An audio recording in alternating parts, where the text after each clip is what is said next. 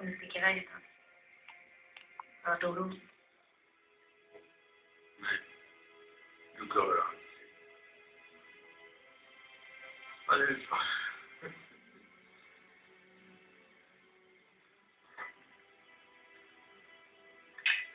Det var det där nya förfaltade djurman. Är jag okej?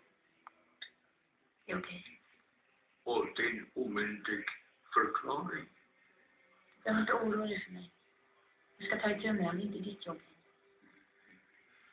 Du är för gammal, ja. Jag är för gammal, jag är dum gubbe. Det var en dum gubbe som tänker sådär.